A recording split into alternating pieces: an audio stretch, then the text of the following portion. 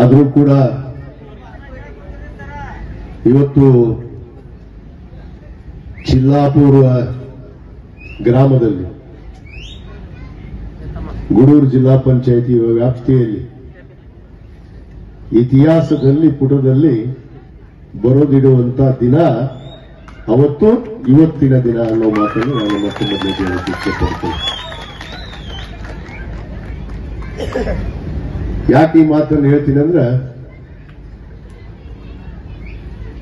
ನಾನು ಅನ್ಕೊಂಡಿರಲಿಲ್ಲ, ನೀವು ಅನ್ಕೊಂಡಿರಲಿಲ್ಲ ಇಂಥ ಒಂದು ದೊಡ್ಡ ಕಾರ್ಯಕ್ರಮ ಚಿಲ್ಲಾಪುರ ಗ್ರಾಮದಲ್ಲಿ ಆಗತ್ತೆ ಅಂತ ಹೇಳಿ. ನಮ್ಮ ಚಿಲ್ಲಾಪುರ ಗ್ರಾಮದ ಸಮಾಜದ ಹಿರಿಯರು, ಅನೇಕ ನಮ್ಮ ಮುಖಂಡರು, ನಮ್ಮ ಬಸವನಗೌಡರ ಆದಿಯಾಗಿ ನಮ್ಮ ಹೊಳೆಯಪ್ಪಣ್ಣ ಇರ್ಬೋದು, ನಮ್ಮ ಶಂಕರಪ್ಪ ಏನು ಅಮಾಜಿಯವರು ಇರ್ಬೋದು, ನಮ್ಮ ಅನೇಕ ಹಿರಿಯರು ನನ್ನ ಬಳಿಗೆ ಬಂದು, ಪೂಜ್ಯರ ಇಲ್ಲ ಒಂದು ನಾವು ಕನಕದಾಸರ ಒಂದು ವೃತ್ತವನ್ನು ಮಾಡಿದ್ದೀವಿ, ಅದಕ್ಕೆ ಕಟ್ಟಿ ಕೂಡ ಕಟ್ಟಿಸ್ಬಿಟ್ಟಿವಿ, ಅದಕ್ಕೆ ನಾವು ಒಂದು ಮೂರ್ತಿಯನ್ನು ಕೂಡ ನೋಡ್ಕೊಂಡು ಬಂದೀವಿ, ಅದಕ್ಕೆ ಆ ಮೂರ್ತಿಯನ್ನ ಮಾಡಿಸ್ಬೇಕು ಅಂತ ಬಂದು, ಮತ್ತೆ ಅವ್ರ ತಲೆಯಲ್ಲಿ ಒಂದು ಕಲ್ಲಿನ ಒಂದು ಮೂರ್ತಿಯನ್ನ ಮಾಡಿಸ್ಬೇಕು ಅಂತ ಇತ್ತು. ನಾನು ನಮ್ಮ ವಿಜಯ ಮಾತೇಶ್ ಗದ್ದನಿಕೇರಿಯವರು ಕೂಡ ಇದ್ದೀವಿ. ಮಾತಾಡ್ತಾ ಹಾಗ ಆಯ್ತು ಮೂರ್ತಿ ಅಂತ ನೋಡೋಣ, ಇಲ್ಲಿ ಯಾರು ಕಲ್ಲಿನ ಮೂರ್ತಿ ಆದ್ರೆ ಎಷ್ಟು ಸರಿ ಆಗುತ್ತೋ ಬಿಡುತ್ತೋ ಗೊತ್ತಿಲ್ಲ, ನನಗೊಬ್ರು ಇಬ್ಬರು ಮಾಡೋರು ಗೊತ್ತದಾರ ಅಂತೇಳಿ ಗದ್ದನಕೇರಿಯವರು ಹೇಳಿದ್ರು, ನಾನು ಹೇಳಿದೆ. ನನಗೂ ಕೂಡ ಒಂದ್ 2-3 ಕಡೆ ಮಾತಾಡಿದ್ದೆ. ಅವಾಗ ಅವರು ಕೂಡ ಎಲ್ಲೋ ಬೀದರ್ನಲ್ಲಿ ಅವರು ಮಾತಾಡಿ ಬಂದಿದ್ರು, ಹೋಗಿ ಕೂಡ ಬಂದಿದ್ರು. ಅವಾಗ ಈ ಕಲ್ಲಿನ ಮೂರ್ತಿ ಎಲ್ಲ ಬೇಡ, ಮಾಡಿದ್ರೆ ಒಂದು ಸೊಗಸಾದ ಮೂರ್ತಿಯನ್ನ ಮಾಡೋಣ ಅಂತ ಹೇಳಿ ನಾನು ಬೀದರ್ನವ್ರಿಗೆ ಮಾತಾಡಿದೆ. ಅವ್ರು ಹೇಳಿದ್ರು ಪಂಚಲೋಹದಲ್ಲಿ ಮಾಡ್ತೀವಿ, ಅದಕ್ಕೆ ಇಷ್ಟ ಆಗತ್ತ ಅಷ್ಟಾಗತ್ತ, ತೂಕದ ಮ್ಯಾಗ ಪಾಕದ ಮ್ಯಾಗ ಅಂತ ಹೇಳಿದ್ರು. ಅವಾಗ ನಾವು ಗದ್ದನಕೇರಿಯವರು 2-3 ಕಡೆ ವಿಚಾರ ಮಾಡಿದ್ವಿ. ಮಾಡ್ಲಾಗಿ ಮುಂದೆ ಒಂದು ದಿವಸ ಇಂಥದ್ದು ಬಂತಲ್ಲ, ಇವರು ಬೆಂಗಳೂರಿಗೆ ಬಂದ್ರು, ನಾನು ಬೆಂಗಳೂರಿಗೆ ಹೋಗಿದ್ದೆ. ಬುದ್ಧಿ ಇಬ್ರು ಕೂಡಿ ಬಿಡದಿ ಒಳಗೊಬ್ಬ ಭಾರಿ ಮೂರ್ತಿ ಮಾಡ್ತಾನ, ಕಂಚಿಂದು ಮಾಡ್ತಾನ, ಫೈಬರ್ದು ಮಾಡ್ತಾನ, ನೋಡ್ಬರೋಣ ನೋಡ್ರಿ ಅಂತ ಹೋದ್ವಿ. ಇಬ್ರು ಹೋಗಿ ನಮ್ಮ ತಲೆಯಾಗಿತ್ತು ಅಗಳೆ, ಒಂದು ಚಿಲ್ಲಾಪುರ್ಗೆ, ಒಂದು ಇಲ್ಯಾಳಕ್ಕ, ಇನ್ನೊಂದು ಸುಳಿಬಾವಿಯಲ್ಲಿ ನಮ್ಮ ಪಿಡ್ಡಪ್ಪನ ಹೇಳ್ಯಾರ. ಅವ್ರದ್ದು ಮಾಂತಪ್ಪ ಭದ್ರನವ್ರದ್ದು ಒಂದು ಆಸೆ ಐತಿ.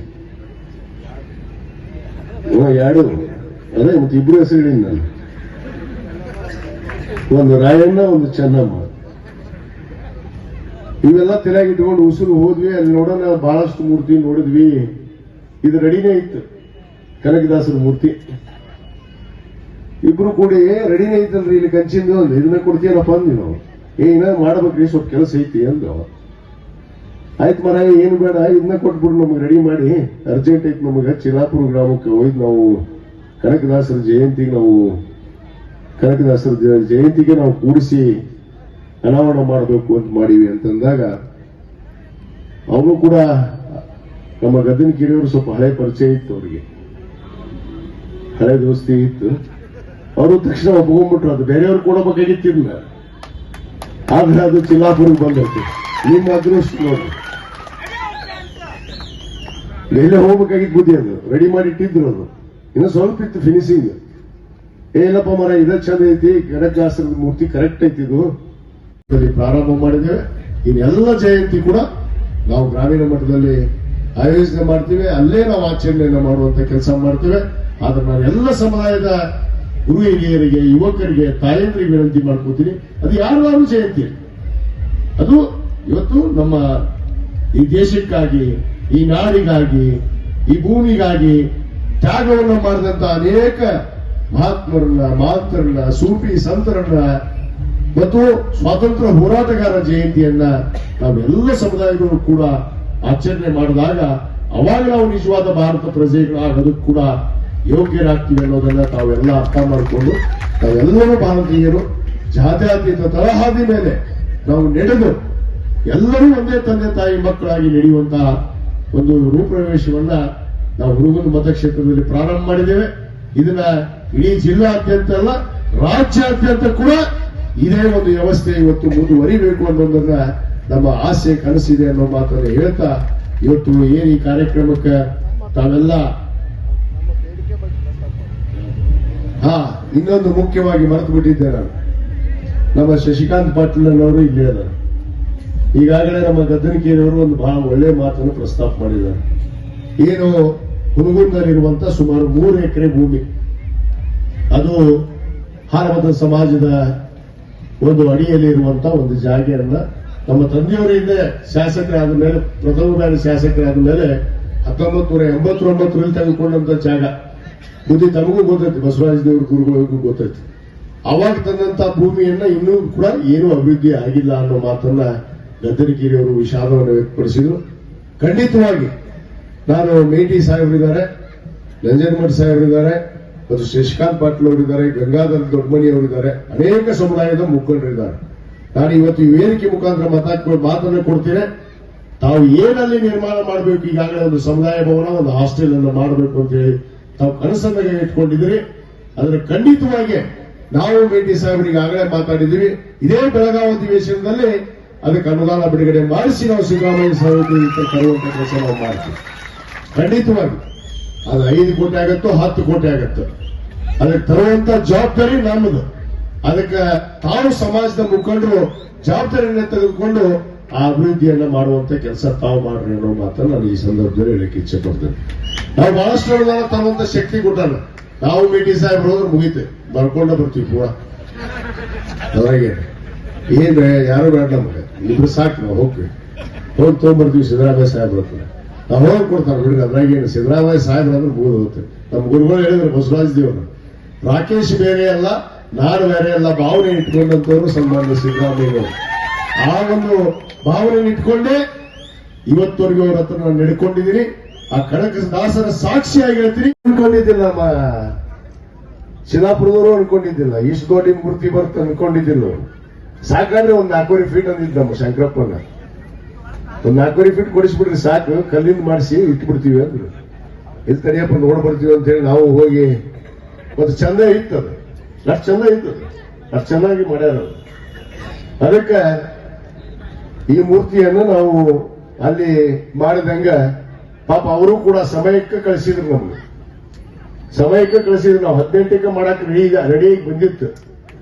ಆದ್ರೆ 18ಕ್ಕೆ ಬೇಡ, ನಮ್ಮ ಇದರ ಉದ್ಘಾಟನೆಯನ್ನು ನಮ್ಮ ಸನ್ಮಾನ್ಯ HY ಮೇಟಿ ಸಾಹೇಬ್ರೇ ಮಾಡಬೇಕು ಅಂತ ನನ್ನ ಒಂದು ಕನಸಿತ್ತು. ಸಾಹೇಬ್ರು 18ಕ್ಕೆ ಆಗೋದಿಲ್ಲ ವಿಜಯಾನಂದ ಅಂದ್ರು. 19ಕ್ಕೆ ಕೊಡ್ರಿ ಅಂದೆ. 19ಕ್ಕೆ ನಾವು ಊರಾಗಿರೋದಿಲ್ಲ ಅಂದ್ರು. ಹಾಗಾದ್ರೆ ಸಾಹೇಬ್ರ 22ಕ್ಕೆ ಮಾಡ್ಬಿಡ್ತೀವಿ, ಬರಬೇಕು ನೋಡ್ರಿ ಅಂದೆ.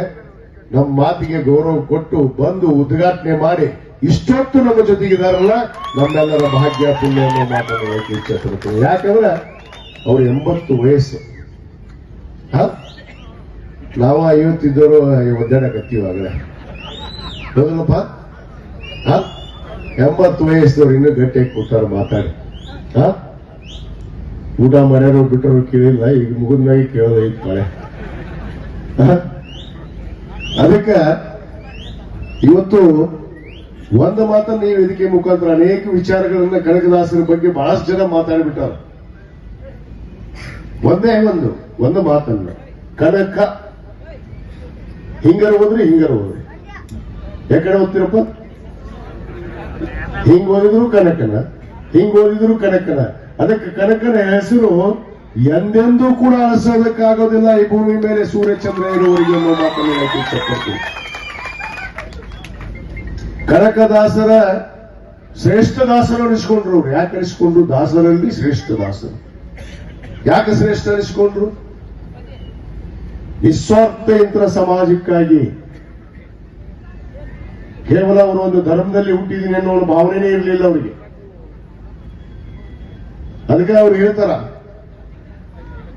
ಆ ಭಗವಂತನಿಗೆ ಹೇಳ್ತಾರೆ, ನಾ ಅನ್ನೋದನ್ನು ನಾವು ಬಿಟ್ಟು ಬಿಟ್ರೆ ಮನುಷ್ಯರಿಗೆ ಹೇಳ್ತಾರ ಅವರು ಎಲ್ಲ ನಮ್ಮದೇ ಅಂತ. ನಮ್ಮದು ನಾವು ಅನ್ನೋದು ಬೇಕು. ನಾನು ಅನ್ನೋದನ್ನು ಬಿಟ್ಟು ಬಿಡು ಅಂತ ಹೇಳಿದ್ರು. ನಾನು ಅನ್ನೋದನ್ನು ಮೊದಲು ಬಿಡಬೇಕು ನಾವು. ಅದಕ್ಕೆ ಹೇಳಿದ್ರು ಕುಲದ ಮೇಲೆ ನಮಗೆ ಯಾರಿಗೂ ಗೊತ್ತಿಲ್ಲ. ಯಾರಿಗಾರು ಗೊತ್ತಲ್ಲ ನಮ್ಗೆ? ಎಲ್ಲಿ ಹುಡುಕ್ತೀರಿ? ಸಿಗದೇ ಇಲ್ಲ. ಅದಕ್ಕಂತ ಹುಡುಕಾಕ ಹೋಗ್ಬೇಡ್ರಿ ಅಂದ್ರು.